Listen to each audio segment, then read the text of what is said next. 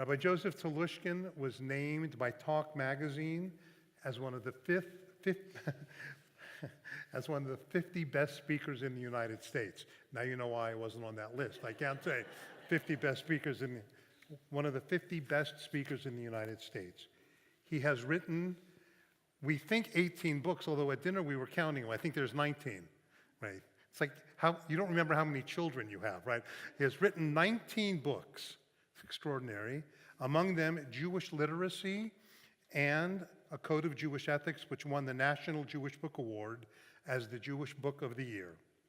Also among his books was a New York Times bestseller, Rabbi, The Teachings of Menachem Mendel Schneerson, the most influential rabbi in modern Jewish history. If you want to get a sense of Rabbi Telushkin's influence, the first book that I mentioned, Jewish Literacy, is the most widely read book on Judaism in the last 2 decades. And I know that to be true because it says so on the Amazon website. You can say. His latest book, which was just published this month, is Words That Hurt, Words That Heal, and you can purchase the book after our dialogue, and I know he'd be delighted to sign them to you. He is a senior associate with CLAL, the National Jewish Center for Learning and Leadership, and he is on the board of directors of the Jewish Book Council.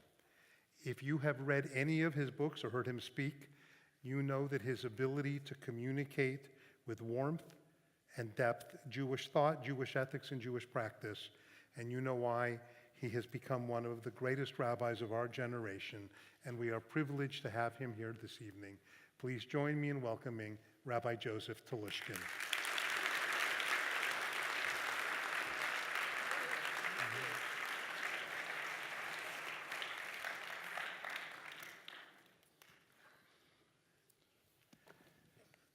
Thank you so much for being here. I am so happy to be here, and among other things, I hope it doesn't cause people to question the objectivity of David's introduction. He is also one of my closest friends in the world. Thank you. And there were a few things you left out. No, this is, for me to have the great pleasure of dialoguing with David is really wonderful. Thank you. There are 3 areas that I want to explore with you tonight. One is contemporary Jewish life. On a number of issues I want to explore about what's going on in our world today Jewishly. I'd like to explore anti-Semitism because I know it's on the minds of a lot of people here. And finally, I want to devote some time to the subject of this book, which has just come out a couple of weeks ago, the revision of Words That Hurt, Words That Heal. Talk about words with you. So let's start with some contemporary issues in Jewish life. Over the years, you've written a lot of different books, but many of the books deal in particular with the ethical imperatives of Judaism.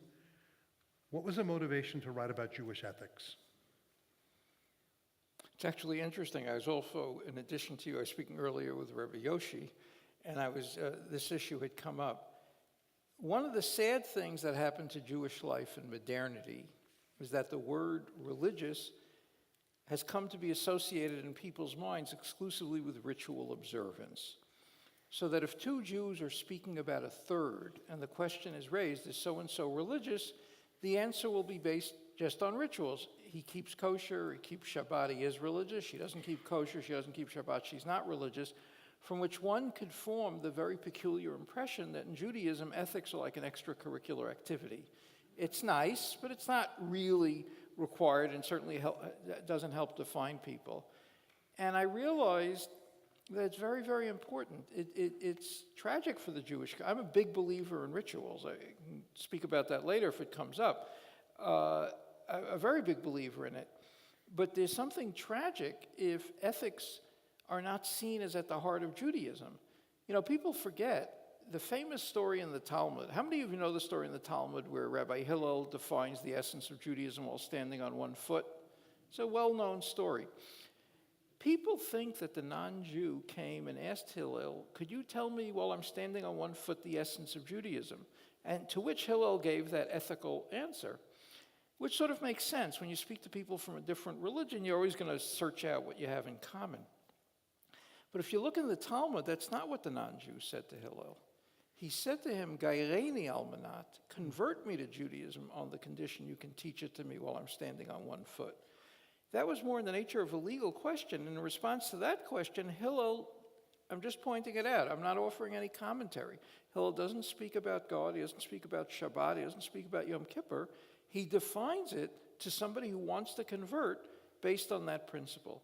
So, and there are a lot of gems in Jewish ethical teachings, and that's really what I want to devote my life to. So when you think about Jewish ethics over the last century, you made the point in one of your books that we witnessed so many great advances in medicine, in science, in technology, but when it comes to moral improvement, the last century was checkered because you acknowledge that there have been, thankfully, great strides for women, great strides for minorities, but it was also a terrible century with Mao, with Pol Pot, with Hitler, with Stalin. Talk about that a little bit. Are we advancing morally? Okay, so what I would say is this is what struck me. There have been extraordinary advances in science and medicine and technology. Look, we were just hearing about from Israel Bonds, this great organization. What's better to invest in than in Israel, about how they just sent up a rocket to the moon. So there have been these extraordinary advances in medicine, science, technology. Why? At the heart of it is people have exerted the full resources of their intellectual imagination to solve problems that had been previously thought to be insoluble. People rarely devote the full resources of their moral imagination to solve problems that will be insoluble. I'll just give you one example of an unusual usage of moral imagination. There was a rabbi in Israel named Shlomo Zalman Auerbach. You'd think of him probably in the category of ultra-Orthodox. Very learned man, tremendous, 200,000 people attended his funeral when he died in Israel. He was a beloved figure. He also had a lot of seichel, he had a lot of common sense. A couple came to him, they had a child with intellectual challenges, and they needed to decide on which residential school would be better for him, and they figured Rabbi Auerbach knows a lot. He'll have common sense. So he said, well, what does your son want? And the people looked at each other abashed. They hadn't even thought to consult with their son. He said to them, Chatatem lenefesh al yeled. You're sinning against the soul of your child. He's lived with you every day of his life. Now suddenly you're going to send him off to a school. You're going to leave. He will feel betrayed by his parents. Bring the boy to me. So they come in, they return with the son. The parents are pretty abashed. And he says to the boy, Eich korim lecha, what's your name? Akiva. He said, Akiva, I'm Shlomo Zalman Auerbach, ani gadol hador. I'm the greatest rabbi in the world today. Now, you have to understand something. He was a very humble, modest man. This was not his normal way of speaking. So he said to the boy, he said, I want you to go with your parents, visit the two schools. The kid was intellectually challenged, but he could understand what the rabbi was saying. He said, and I want you to choose the one that seems right to you. And you know a lot. You know, you've grown up in a religious household. You know about kosher and you know about Shabbat. I want you to go as my shaliach, my representative, and I'm giving you smicha. And he gave the boy rabbinical ordination. The friend who told me this story, who wrote a biography of Shlomo Zalman Auerbach, Hanoch Teller, who knew the rabbi and knew the parents, reported that the boy sometimes would not come home on Shabbat because he felt he had an obligation to be at the school, because who had given him that obligation? Gadol Hador, the greatest rabbi in the world. This is what I mean by moral imagination. And the lack of moral imagination can be horrible. I'll give you an example of the lack of it. I'm going to mention the person's name, which I normally wouldn't do, but the person publicly repented of what he had done. Many of you recall in 1988, the man managing George Bush, the father's campaign, was named Lee Atwater. He was known as being a very vigorous campaigner. 8 years earlier, he had managed a campaign for a candidate in South Carolina, and he uncovered information that the opposing candidate had years earlier had a nervous breakdown and been given electric shock therapy. He seemed to be functioning fine, okay, since then, but they disclosed it. And when the opposing candidate said that was a disgusting thing to do, he said, I'm not going to answer charges made by a man who was hooked up to jumper cables. As a reporter, noted at the time, it didn't matter what that man, his name was Turnipseed, it didn't matter what he thought about education or he thought about this. All that people saw when they saw his face was they thought of jumper cables. The story has a postscript. 10 years later, Lee Atwater had an inoperable brain tumor. And in the last weeks of his life, attached to all sorts of unpleasant machinery, he wrote a letter to that man, Turnipseed. He said, that was the lowest incident of my life. And he asked his forgiveness. But you have to have the moral imagination. I mean, so the story is very touching at the end, but obviously the moral imagination is you can figure out what to do and what not to do. Right. Well, you mentioned ritual. Let's talk about that for a moment as well. What do you see as the role of ritual?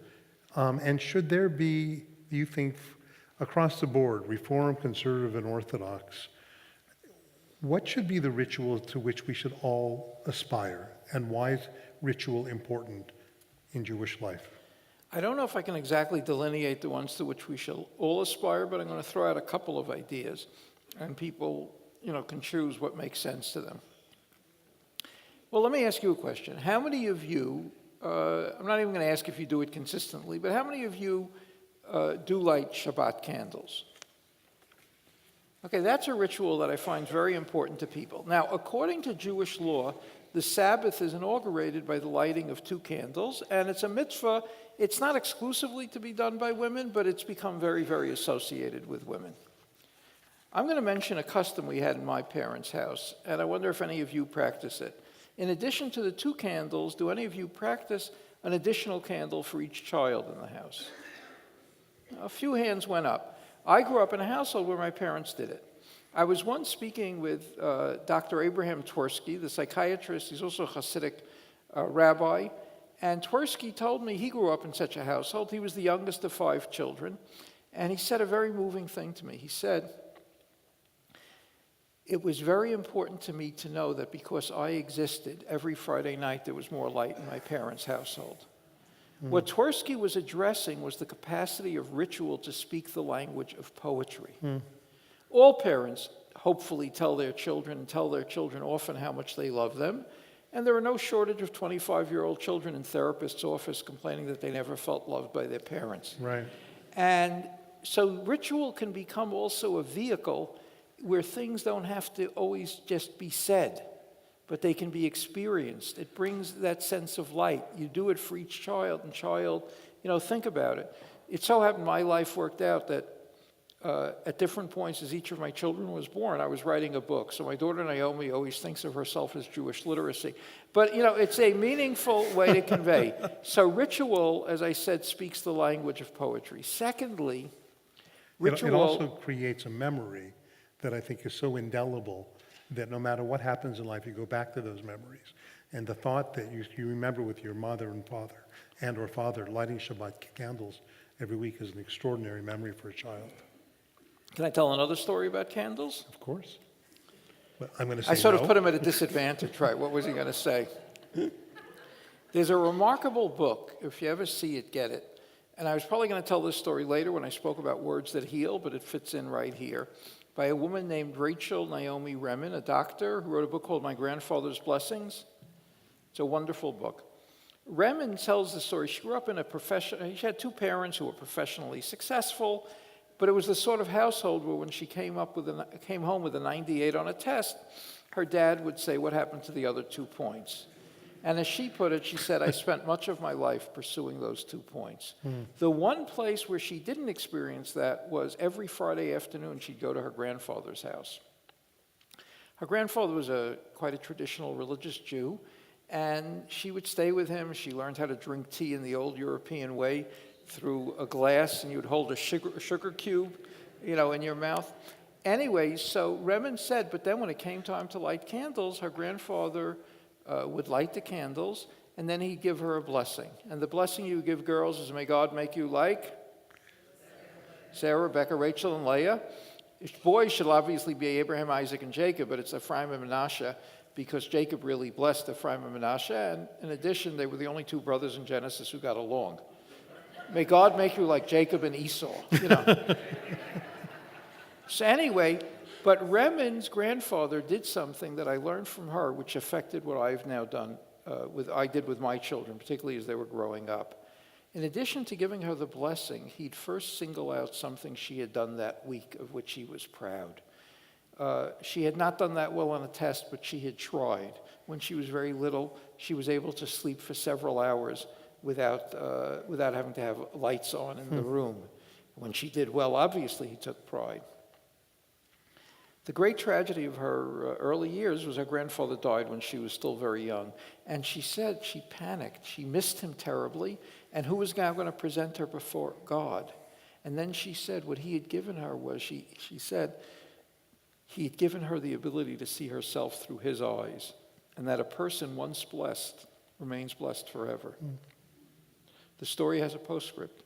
Years later, to Remen's great surprise, her mother started lighting Shabbat candles. Her mother and father had never been at all ritualistic. And one Friday evening, she told her mother, for the first time, the story of the grandfather's blessings, how he'd bless her every week and tell her things that she had done. And her mother looked at her and said, Rachel, I want you to know I have blessed you every day of your life. Only unlike your grandfather, I did not have the wisdom to say the blessings out loud.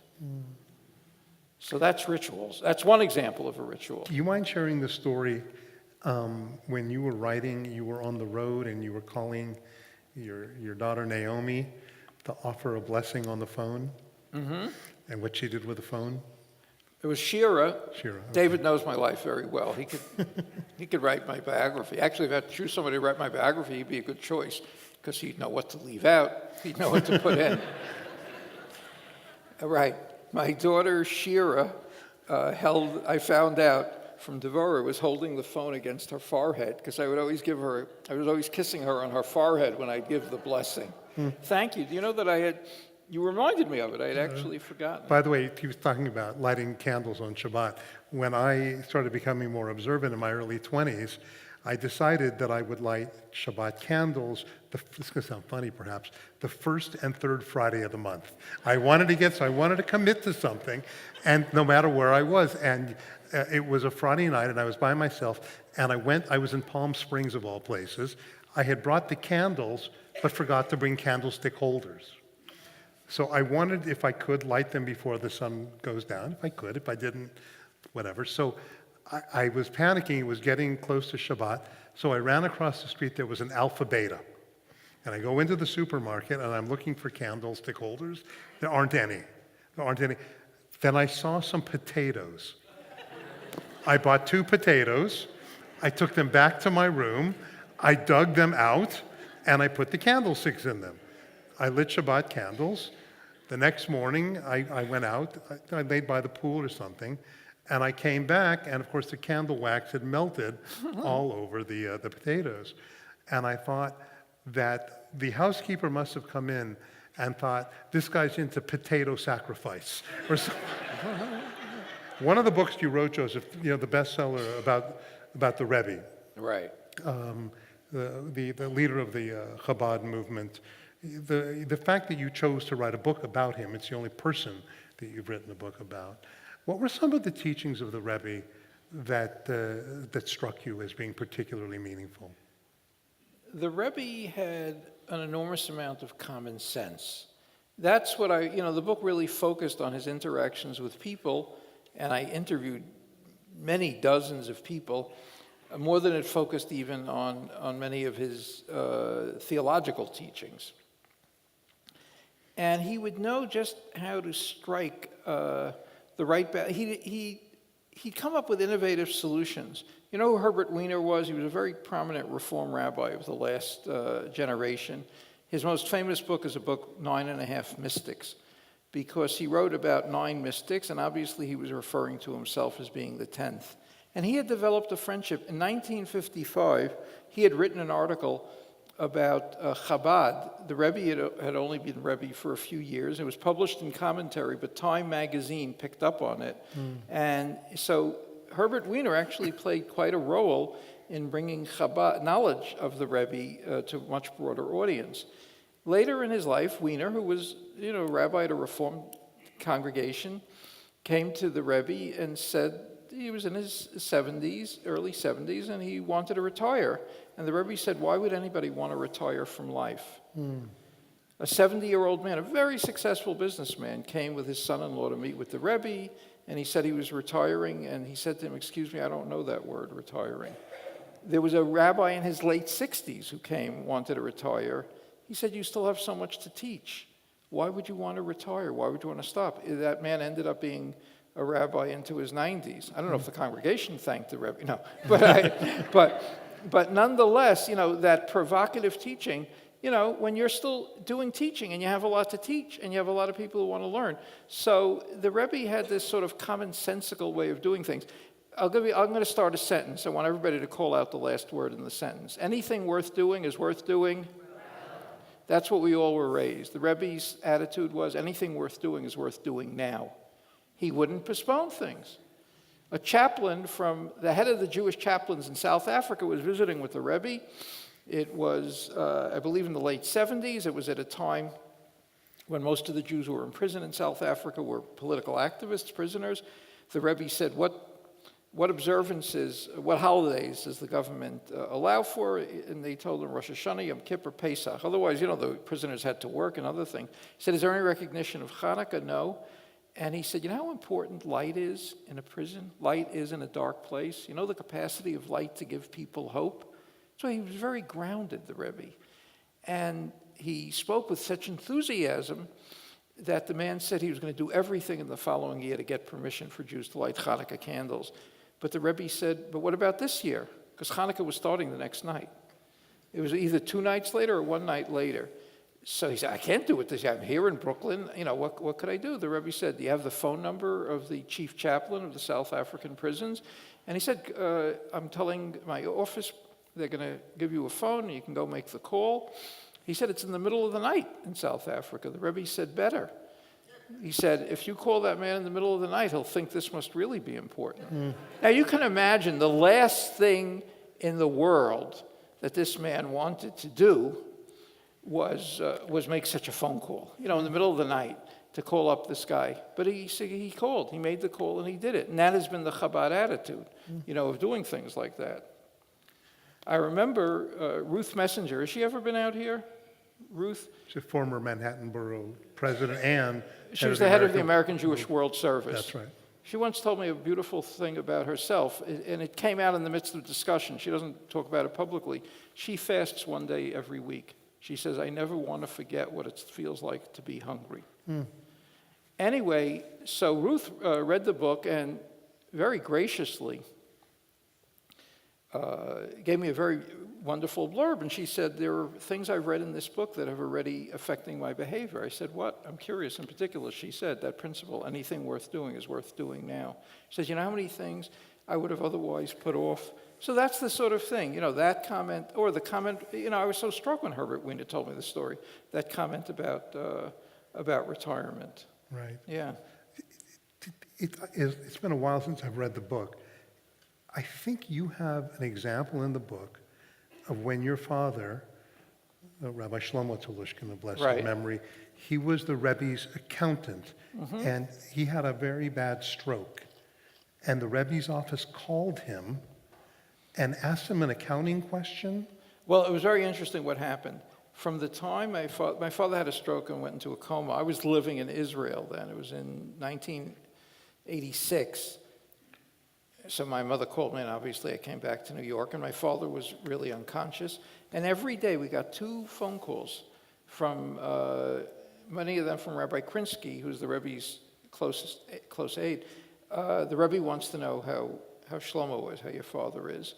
And then my father came out of the coma, confused, mixed up a little. My father, until he had this stroke, was still working every day. He was 80, but he was still working every day, and he used to give a shiur in Talmud, a class in Talmud.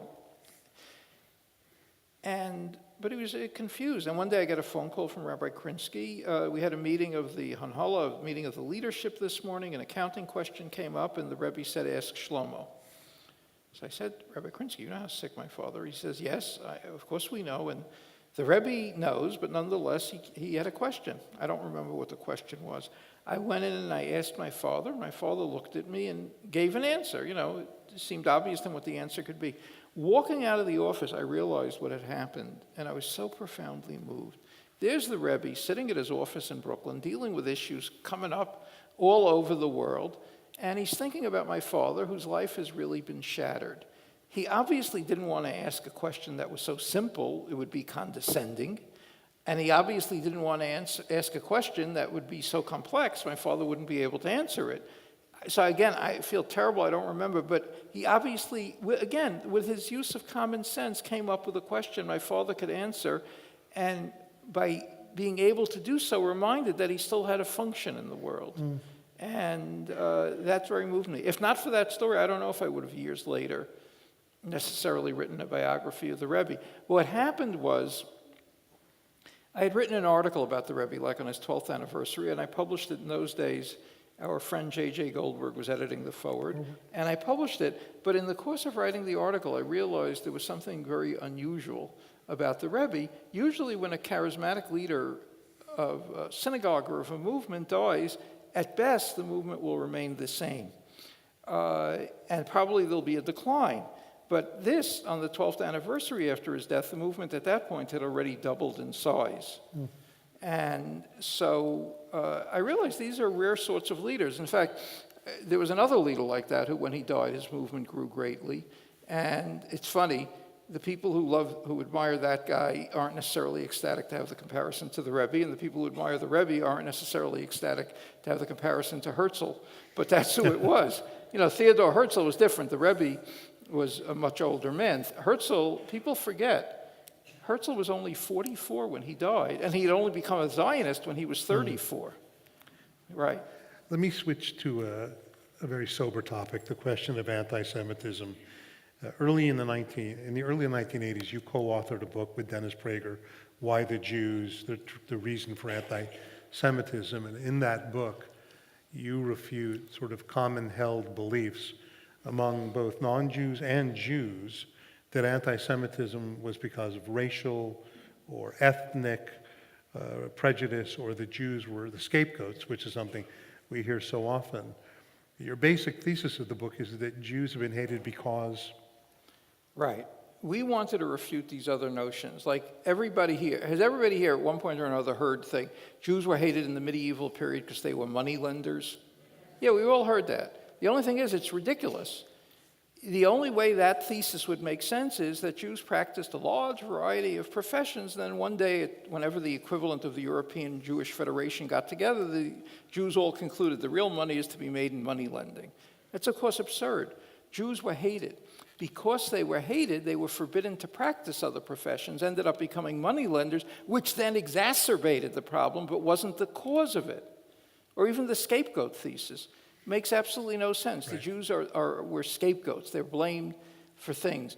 And Maurice Samuel, many years ago, said to say that a man has hallucinations when he's hungry makes sense. To say that a man has hallucinations only about Jews when he's hungry doesn't make sense. What was it that could unite the far right and the far left? The far right and the far left often hate each other. There's one area where they agree with each other, that the Jews are at fault, that Israel is the worst possible country in the world. It brings together, it doesn't make sense. It can bring together deeply religious and deeply atheist people. Somehow, the Jews, we're a small group. We're 1 out of every 500 people in the world. So what Dennis and I argued is Judaism stands on 3 pillars: God, Torah, and peoplehood. God, which is the notion that there is a universal God who's brought a moral order into the world. Law, Torah, which are the distinctive laws in Judaism and laws which have universal applicability, and peoplehood. Throughout most of history, when the world was quite religious, the animosity focused on the God and law of the Jews. So in the medieval world, a Jew who converted could actually be accepted into society as long as he turned his back on Judaism. In modern times, peoplehood has become a much more significant issue. So now, for the first time, you have people who can say, I don't hate Jews, I only hate Zionism. It's only going to focus on the peoplehood of the Jews. And the more that the society in which the Jews live differs with any of those 3 things, the more anti-Semitism there will be, the more it's in consonance. America's always been a God-oriented society, but it's never been denominationally a Christian-oriented society. It's striking. We know that America used to be a more fervently sort of Christian country, but nonetheless, it is striking that as far as I know, not a single American president in his inaugural speech, and one day it'll be in her inaugural speech, but not a single American president has spoken of Jesus. They always speak of God. That's a good thing for the Jews, that it doesn't become, but what Jews have to realize is the flip side of it. It also means it wouldn't be good for the Jews if America became a fully secular society. The great contribution we brought to the world was God and the Ten Commandments. Do we really think that a world that doesn't even want to talk about that's going to be ultimately good? God or in Torah, law, America, as much as America is a Christian society, it's very much a law-oriented society. It's not surprising so many Jews became lawyers. It is. It's really very much ruled by law. And peoplehood. America has been historically a nation of immigrants. So peoplehood has played a very important role. Anybody who wants to really break with those things in a radical way, it would be very bad for the Jews. Nazi Germany hated the God idea. It was an atheist society. It wasn't a law-based society. It was a dictatorial society, and certainly Aryan race. So that's a guideline for Jews to know about whether they're safe in a society. So you don't make a distinction between anti-Zionism and anti-Semitism? I'll tell you an interesting thing. This is so much in the news now, the anti-Zionism and anti-Semitism. Dennis and I were 26 when we wrote our first book. It was called 8 Questions People Ask About Judaism. We self-published it, and 5 years later, through our friend Michael Medved, Simon & Schuster came to us and wanted to do a new edition. So number one, we were 5 years older. We were writing better then, so we edited it. And then our editor says, you know what, we want to get some of your old readers too, add on another question. In 1981, the question we added on was, is there a difference between anti-Zionism and anti-Semitism? So it shows that this issue has been brewing for a long time. And of course there's not a difference. How could there be a difference? If Israel got destroyed, it would be a Holocaust. So this time it would be done not in the name of anti-Semitism, but in the name of anti-Zionism, but it's ridiculous. So let me just so it's clear to me, if someone asks you the question, the reason Jews have been hated historically, the answer is? Because of Judaism and its values. Okay. In other words, anything that moves away from that de-Judaizes, if you will, anti-Semitism. Yes. Again, as I pointed out, it doesn't make sense economically, the scapegoat theory. Okay. None of these things. The ultimate attempt to totally de-Judaize Judaism was John Paul Sartre's anti-Semite and Jew. Sartre, was obviously a good writer, but it was an absurd thesis. He said anti-Semitism has nothing to do with the Jews. It's all projections from the anti-Semite. And he just said, there's no special Jewish ideas. Look, obviously the Jews that Sartre was apt to turn in the same circles didn't really seem all that different from him. But it becomes ridiculous to disassociate anti-Semitism from Judaism and from Jewish values. Give us your assessment of anti-Semitism in the Muslim world today and anti-Semitism in the Christian world today. And speaking about the Christian world, I draw a very strong distinction historically between Christianity in Europe and Christianity in the United States. Christianity in Europe was so saturated with Jew hatred. I mean, they all had common histories of Jews being, murdered in the Middle Ages, the Crusaders, all of these things. And it wasn't the same thing like that in the United States. Now, this is an important point also to emphasize. I once had occasion to spend a day and a half with Jerry Falwell. He was out here in LA. We had done an interview with him. Somebody asked me afterwards, what did you think of Falwell? I said, I don't want this man to ever gain any political power in America. He is not an anti-Semite. The problem I think many Jews have, and we have to be careful about this, is that Jews have a tendency when they don't like a person to also accuse the person of being an anti-Semite. And we can dislike a person on many grounds. Now, I am fascinated by the whole issue. I don't know, there was obviously a shift in evangelicals, who I don't want to see get political power. But they somehow, for whatever reason, the verse in the Torah, which a lot of Jews might not even know the verse. In the 12th chapter of Reshit, of Genesis, it says, I will bless those who bless you. God says that to Abraham. So for whatever the reason, they've taken that verse very seriously. That is the reason, by the way. It's not that they're hoping, believe me, they're not unhappy if Jews convert, but they are not in any way actively going after the Jews. So we should just know what we can have in common with people and what we don't. And we can certainly have strong political disagreements. But it doesn't make sense for Jews to say, unless you change your positions on these and this issues, we don't want to have anything to do with you. Because they don't make that demand of the Jews. Look, we know, I'm sure very few people here today agree with the evangelical position on abortion.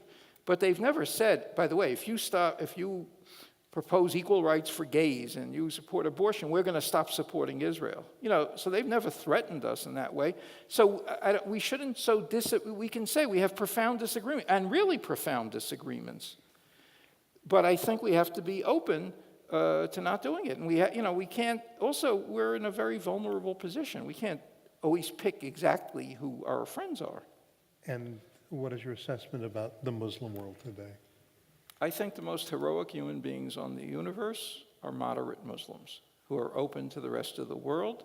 I think I have an enormous amount of concern for those because, if you live in certain communities and you go against the public, you could be in real danger. Whatever can be done, do I have practical thinking on it? First of all, there are more moderate Muslims out there than we think. But because of the terror component, or in certainly in the United States there are. Certainly in the United States. I want to speak about America separately. Oh, okay. I'm trying to get your assessment of the Middle East right now. I think there is a lot of areas of openness with Muslims in the United States, but obviously those who are very preoccupied with the Palestinian issue, who even if Israel, I wish and hope, and I know it's becoming more remote, but for a long time I've hoped for a two-state solution. I mean, for moral reasons and also for pragmatic reasons. I don't think it's good, for Israel. I think one of the Israeli censuses in 2015, we always hear the figure quoted, forget the West Bank, even just within Israel, you hear the figure quoted that Palestinians comprise 20% of the population. But I think in the 2015 census, I'm forgetting his name, that's one of the perils of getting older, but rabbis still can remember enough even as they get older to still teach. I think he told me a very alarming statistic, or a significant statistic, of Israelis, people living in Israel between the ages of 10 and 20, 28% were Palestinians. So I think, and then if you incorporate the West Bank, so let's say Israel was 40% Arab. It would not be good, obviously, for the Palestinians. It would not be good for Israel. So, I've believed in that. But people who are very preoccupied and try and make the Israeli control over the West Bank like the central moral issue of our time, they don't have good feelings for the Jews. I don't trust such people. And I think we want to make sure that they don't gain control. It is desperately, desperately, desperately important that the historic bipartisan support for Israel not be lost. And that's what, and that would be terrible. That's why I'm unhappy with what happened in Israel last week with Netanyahu, encouraging another party to bring in a guy who really is a racist. Because I hate when the word racist is used unfairly, and it's a bad thing. But we need to keep that bipartisan support. Tell me about Europe. Since we're going around the globe a little bit, France in particular, there's been a number of uptick in anti-Semitic events. What's your feelings about Europe right now? And also, you have an interesting litmus test as to when Jews should consider leaving a country. Okay, I'll limit what I say about Europe, because I'm not sure that my gut feelings are necessarily the smartest, but it is obviously of concern because there's an historic hatred for the Jews from the fringe extreme right in France. Obviously, the great increase in the Muslim population there did not bode well also. So those forces could combine, and now the left-wing forces, yellow vests, So all of them see Jews in a terrible way. That has not historically been the case in America. What's my litmus test for when Jews know they should, that anti-Semitism is really looming large? It's what happens to a person when he or she is exposed as an anti-Semite. In 1984, Jesse Jackson, as many of you would recall, many of you won't recall because it was actually quite a while ago, made some anti-Semitic comments.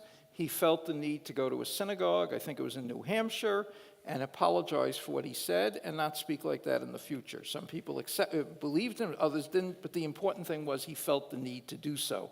A few years later, when Pat Buchanan made anti-Semitic comments, Buchanan stood his ground with his famous, courageous thing. He wouldn't backtrack, and he was thrown out of the Republican Party. He ended up then trying to get the nomination from the American Independent Party.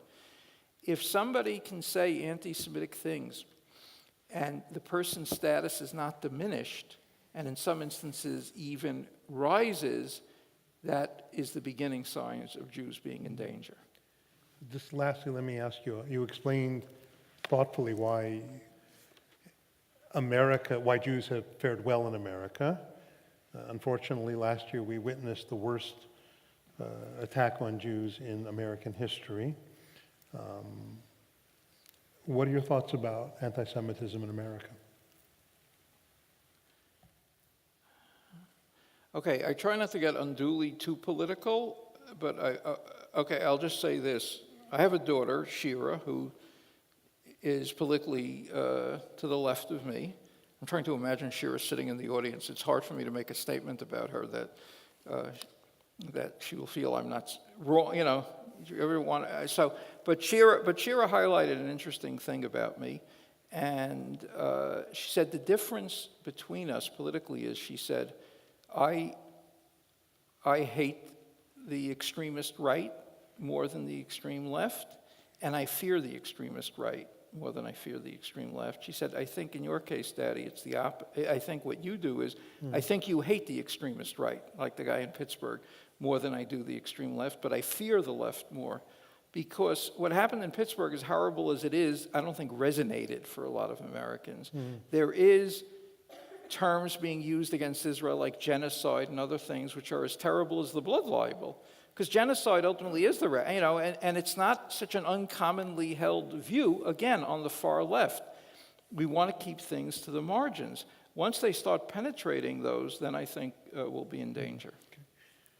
I want to turn to the last topic about words, but I can't help. We have these water bottles, and it used to be you just have a water bottle. It would say the company. This is alkaline water and electrolytes. It will restore and hydrate you. It's purified. It's added for great taste. I just wanted some water. Anyway. Okay. 23 years ago, you wrote the original Words That Hurt, Words That Heal. You just revised it. You just updated it. What's happening that said to you, this is the time right now that I need to revise this particular book? Okay, when the book came out in '96, the internet didn't exist. That's changed everything.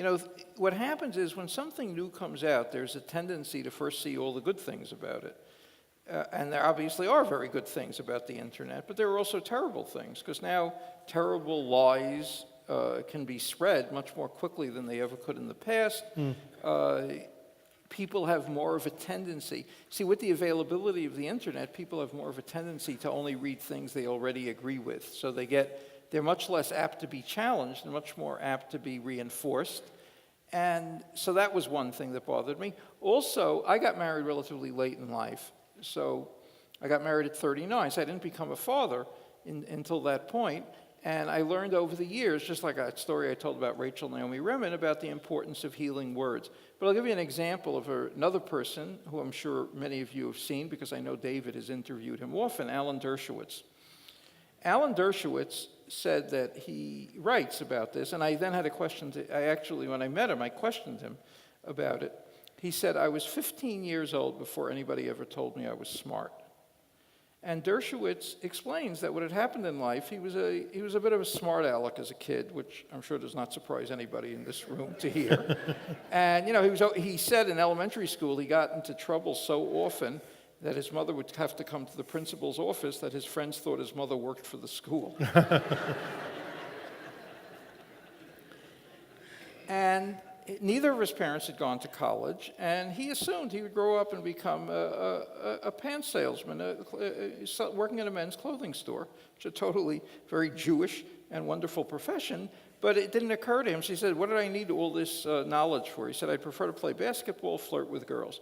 One summer, he went to a camp. Dershowitz comes from an Orthodox family. He went to a religious camp where he was working as a waiter, and he became friendly with the drama counselor there, who was a man a few years older, and they would talk about everything, world situation, philosophy, Judaism, girls, the whole constellation of things teenagers are talking about. And one day he said 5 words to Dershowitz. He said, you're really smart. And nobody had ever told that to Dershowitz. Dershowitz said it actually caused him to imagine, how would I act differently if I thought I really was smart? He said, I went from being a C student to being an A student. He said, my whole life I was never a B student. I was either a terrible student, and then he really applied it. The drama counselor who said it to him later became a rabbi, Yitz Greenberg, who became a real leading light in Jewish life. When I read it, Yitz performed my wedding, Devorah in my wedding. I called Yitz up, and he was very pleased that Dershowitz had written about it, and he said he's told me that many times over the years. I'll just tell you one more story. How many of you remember who Alan Sherman was? Hello, mother, hello, father. Okay. Alan Sherman, when he was growing up, he's probably would have been in the late 30s. It was uncommon in those days. His mother was divorced. And I remember when I was a kid in school, there was a stigma if your parents were divorced. People were embarrassed about a lot of things. And his mother, as he describes her, wasn't in every way the model parent necessarily. So they were living at his grandmother's house. Grandmother was a Yiddish-speaking, one of people who learned English later in life. Anyway, one morning, Sherman wakes up. He's 8 years old, and he knew that they were having guests over that evening, and he hears his grandmother saying, I need a football. For the life of him, he can't imagine why his grandmother needed a football. But he's an 8-year-old boy. What do 8-year-old boys want to be? They want to be heroes, So he's going to get the football for his grandmother. He went out. He starts asking around. He doesn't really have money. He has to trade somebody. One kid punches him in the nose, but then agrees that if he gives if Alan Sherman gives all of his best toys, he'll give him the football. So he gets the football. He comes home. He polishes it and leaves it as you enter the house for his grandmother to find. His mother comes home first, and she said, Alan, what are you doing? I always tell you, don't leave your toys around. He said, no, it's for Grandma. What do you mean it's for Grandma? Grandma says she needs a football. His mother starts laughing at him and says, you don't understand your own grandmother. She wants a fruit bowl. So Sherman is incredibly humiliated. He feels like a fool. So he runs up to his room, slams the door shut, and will not come out. A couple of hours later, he hears the guests arriving. His mother comes up and says, you have to come with me downstairs. Grandma insists. His grandmother is walking around with the fruit bowl, and in the middle of the fruit bowl is the football. And when one of his uncles asks her, why do you have a football? She tells him the whole story, and then she adds on 6 words that Sherman said were transformative from him. She says, from a child is beautiful anything. That's the point. For so many years, and David's known me, because David's known me for 40 years. For so many years, I focused on the whole subject of Lashon Hara and how we hurt with words. The power of being able to heal with words is just as great. I want to ask you one question about words in the public discourse and then ask you a few questions about private words. There's a famous line in the Talmud about anybody who shames somebody in public is as if his blood were shed, correct? So we now are at a stage in the political arena where there are people, and this has been going on for a long time, where there are people on both sides of the aisle who are paid to dig up dirt on the opponent. And that dirt is used to discredit the person. Can you think of some sort of parameters about what is appropriate in political races, right and left, to share about an opponent and what is inappropriate to share? Well, one rule I'd say, if you feel that somebody has violated the norms of decency in their campaign, you at some level, they have to pay for it. If there was a law in the United States against some serious offense, and if you did it, you really were assessed a penalty, that would be one thing. But if it was just discouraging people, but it would be meaningless. Right. So you can do one of two things. You can withhold your vote from that person or vote for the opponent. You might really not want to vote for the opponent if you feel that their policies are worse. But if people feel they can get away with saying terrible things and they pay no price, it's not a good thing. What is fair? Right, that's what my question is. Yeah, you did ask that question. I had a better answer to another question, so I figured I'd rephrase your question. Unfortunately, you remembered your original question. I did. It's hard to come up with a hard and fast rule, but it has to somehow reflect on the position of the person to govern. How many of you in this room can think of, in this shul, how many of you can think of at least one incident in your life that it would be embarrassing to you if it became known to everybody else here? Okay, anybody who's not raising their hand either has led a very boring life, has a very poor memory, or, it's not good. So, how fair do you think it would be if somebody revealed that about you? You'd regard anybody who revealed that about you as being a loathsome, hateful creature.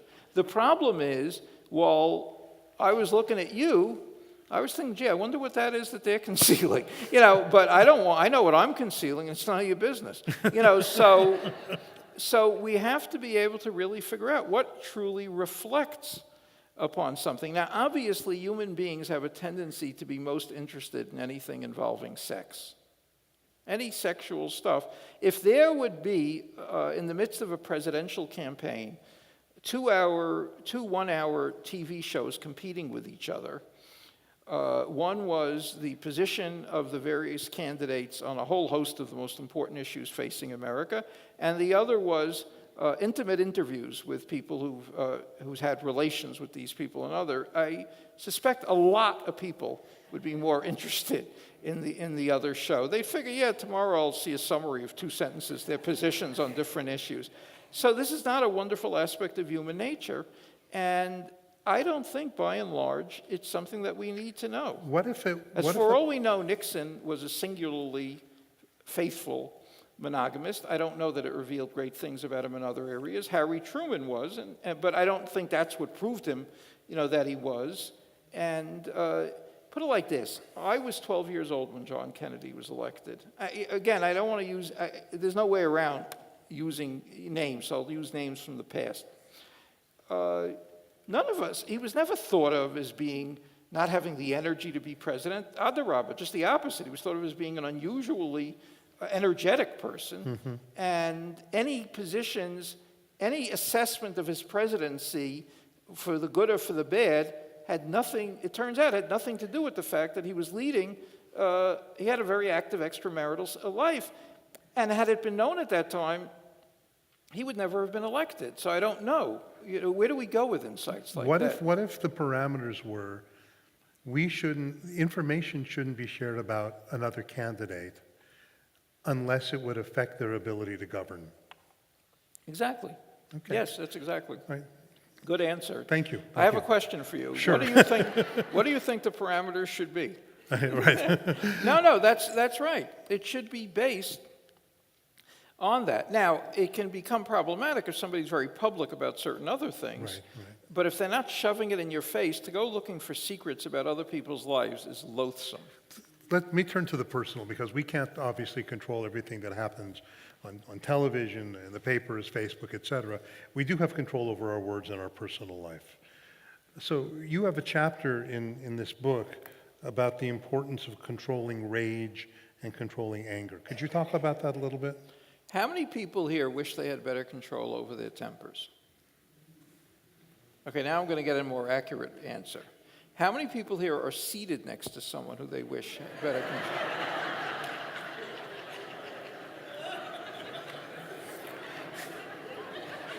control? Raise your hands again, please. Okay, so there are a few things I want to say. One is, I'm going to offer one bit of advice. It is not the easiest bit of advice to observe, but it is not super difficult. And if you can incorporate this into your lives, you will never, in anger, say something that can destroy or inflict irrevocable harm in a relationship. And people do that. And how many of your families at the level of first cousin and closer are their relatives not on speaking terms? That's a lot of hands. A lot of people. Yeah. I know. No matter how angry you get at another person, restrict the expression of your anger to the incident that provoked it. The harmful things, the things that cause ruptures in families, are when people let loose with 10 years or 20 years of anger. First of all, when you do that, it makes the other person feel that you've been carrying around that rage all this time. All this time you've had it, and you've just hidden it. One of the reasons for that is an unfortunate tendency in human nature. There's a tendency to believe that what people say when they're angry is what they truly feel. What people say when they're angry is what they truly feel at that moment. But we feel a variety of emotions. There's an invention that if it ever came about, I think would destroy humanity, even though we would like to have it, if we could really know what other people are thinking. I don't want people to know what I'm really thinking. I don't want my wife to always know what I'm really thinking. She doesn't, She knows. Yeah, right? Good line. I don't, his background was doing comedy writing. Okay, a long, long time ago. Thank you. Not since he's entered the rabbit. No, that makes it sound like you're very unfunny. Is there? No, he's actually very funny. But yeah. Let's focus on the question. Yes, Rabbi. okay. You forgot the question, didn't you? I forgot the question. No, I remember.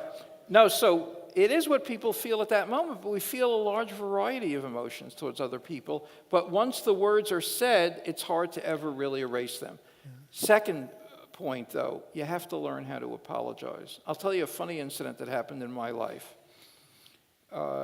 In the early 90s, Devorah and I moved for 2 years to Boulder. Our children were very small. And I was asked to speak at the JCC in Denver on ethics involving speech. And Shira, who was then 4, and Naomi, who was 6, said, "Daddy, we want to go to your speech." I knew this is over their heads. They were 4 and 6. I discouraged them. They said, "Daddy, we know you go around giving talks. We want to come." So they come with me. It was a nice-sized crowd, about the size of the crowd we have here today. I'm a very proud father. I introduced Naomi. I introduced Shira. Everybody applauds. They sit down in the front row. 10 minutes into the speech, I asked the audience, how many of you grew up in a household where someone's bad temper had a bad effect on the house?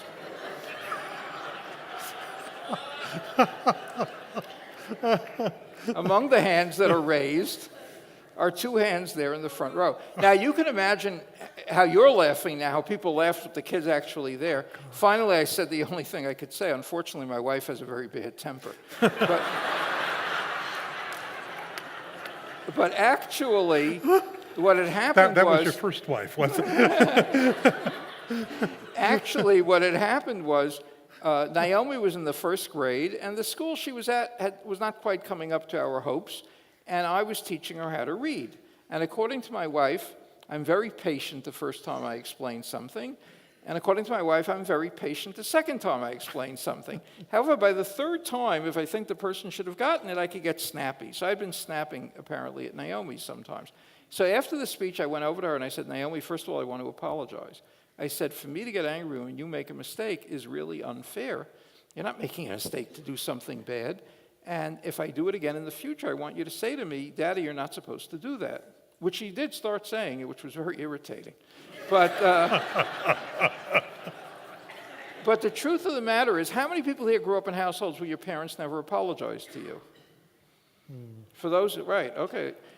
That's a bad thing. But parents who never apologize don't realize what a terrible lesson they're communicating. Because the lesson they're communicating, albeit unintentionally, is you only have to apologize when you're weak. When you're strong, you no longer have to apologize. Just a willingness. The major thing when you apologize is you have to accept full responsibility, even if you don't think you are fully responsible. If I had said to Naomi, I really apologize, I shouldn't have gotten angry, but you have to admit it is irritating when you keep making the same, it takes away. You have to accept full responsibility. Who was the first Jew elected to the Supreme Court? Brandeis. Brandeis. Do you know that there were, we think today of Supreme Court fights. Do you know that there was a very major fight? He was only approved by a very small margin. A whole bunch, 6 former presidents of the American Bar Association came out. In those days, people weren't afraid to bring in the Jewish factor. One of the leading opponents, though, who didn't do it for anti-Semitic reasons, but who disliked Brandeis's views, was the former president, Taft. He said it would be a travesty. He's a dishonest, he didn't say dishonest, he says he's a deceiving person, he's a hypocrite. He said all sorts of terrible things. Nonetheless, it passed by a small margin. Brandeis is on the court. He's taken a walk around the block. He used to take, I think, a walk in the evening, and he literally runs into Taft. And Taft says to him, Mr. Brandeis, a number of years ago I did you a terrible injustice. I just want to apologize. It ended it. Now, it so happens Taft, a short time later, this is the only time this ever happened in American history, Taft was appointed as Chief Justice of the Supreme Court. There's a letter from his records that he wrote 2 years later to his daughter Helen, in which he said, "Dear Brandeis and I continue to have many disagreements, but I have come to have such great respect and feeling of friendship for the man." But it's all inaugurated with the apology. But you have to accept when you make that apology, because what will often happen is the other person will acknowledge, well, it wasn't all your fault, but you don't want to arouse the other person's defensiveness. You spent a lot of time talking or writing about negative speech and frankly trying to avoid negative speech. But I know there are also a couple of times in Jewish law when if you have negative information about another person, you're actually obligated to share it. You are, as a rule, obligated to share it with people who are in need of that information. People often don't share it with the people who need the information. Like, for a variety of reasons, people often will not honestly give somebody a very good reference when they really know that that person doesn't deserve that reference. But then they'll complain about that person to other people who don't need to know all their complaints. Right. So you're allowed to, if somebody is involved with someone romantically, if you have information that you know is being concealed from them, you can do it. Remember the writer Dominic Dunn? Sure. His daughter had been murdered. Right. And the murderer, for a variety of reasons, basically made it seem like it was a tragedy on both sides. But the guy who did it, his name was John Sweeney, he ends up getting out of prison after only 2.5 years, and he moves to a city in Seattle, and Dominic Dunn wrote about it in an amazing essay called Justice, a father's report on attending the trial of his daughter's murderer. And after he wrote that article, he gets a call from a guy. He had been a chef at I don't have to bring in a very major restaurant here in LA. And he gets a call from a man, my daughter is dating this guy, and as a result, he had murdered a previous girlfriend. It's an interesting thing. Sweeney was allowed to change his name. I have no idea. That's obviously, I'm taking the most radical case you can imagine, but just in general, you can tell information. Somebody says, I'm thinking of going into a partnership with this guy. You could say things that you know that are relevant, but you don't necessarily have to go about telling everybody on the assumption one of them might one day need this information, because then we run into the same problem. I said, how many of you can think of an embarrassing thing? We would then do it. Right. So there it's allowed. You made the point about when it comes to offering criticism, the importance of close friends. Right. And the importance that a dear friend should at times be willing to offer you critique, unsolicited. And that's rare in life to have people who do that. Yes, that is rare, but the important thing is what also gives you trust in that friend is that he offers it to you. He doesn't go around offering it to other people. Right. So let me close with this final question, because okay. You had an idea a few years ago for a national Speak No Evil Day, and you actually gained some support in the Senate for it. What's the Speak No Evil Day that you envision? It would be a day, and the support I got was Joe Lieberman, who was then the Democratic senator from Connecticut, and Connie Mack, who was a Republican senator from Florida, both of whom were known for being very civil sorts of people. They introduced it, and unfortunately, I later on found out you need to have about 50 senatorial co-sponsors to guarantee something will pass. So it's still my dream to revive that idea. But it would be a day when people wouldn't be taunted. Nobody. How many of you ever had a nickname that hurt you in your life? What was it? No, I'm joking. No, I mean, so it would be a day people wouldn't humiliate others, they wouldn't taunt others. An overweight kid could go to school without fearing that he was going to be the object of things. In life, a boss who would use an expression, now you don't hear it so much, thank God, anymore, I don't get ulcers, I give ulcers, would realize what a malevolent comment it is. Mm-hmm. People would just guard their words. As a rule, people pick out their clothing more carefully than they choose their words. And it's at the center of things. Think about it in your own life. Unless you or someone very dear to you has been the victim of terrible physical violence, there's a good chance the worst pains you've suffered in life have come from words used unfairly, from gossip, from rumors, from excessive anger, from unfairly worded criticism. But you got to really think about it before you say it. So that's what such a day could do. And if people, I'll tell you a lesson I learned many years ago from David Woznica. I've quoted it in his name many, many times.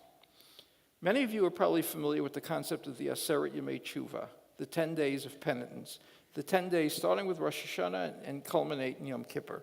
And if you are living at all in a traditional Jewish society, you're very much encouraged to elevate your behavior during those days.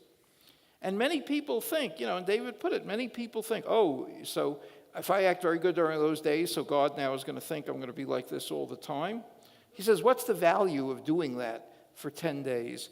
And I never had heard a really good answer to the question, and it was David who gave it to me.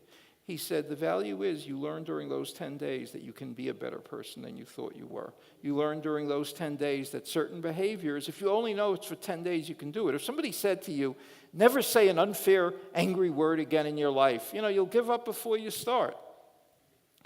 But you can do it for 10 days, you learn something important about yourself. If we could start having this one day where people would do it, some people would do it for one day and then immediately revert to other behavior, but some people would be deeply affected, and it could change them.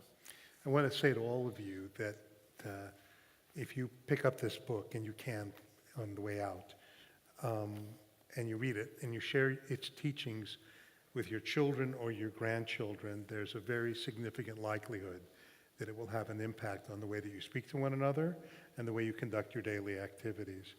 I think it's safe to say that Rabbi Telushkin has been one of the great influencers of Jews of our generation. Hundreds of thousands of Jews have been touched by your books, by your writings. I have known Joseph since 1978. For 41 years, you have been my teacher. You have now become a beloved friend.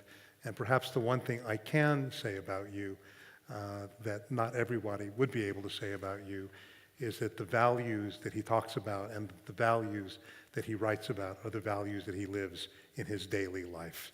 So please join me in thanking Joseph for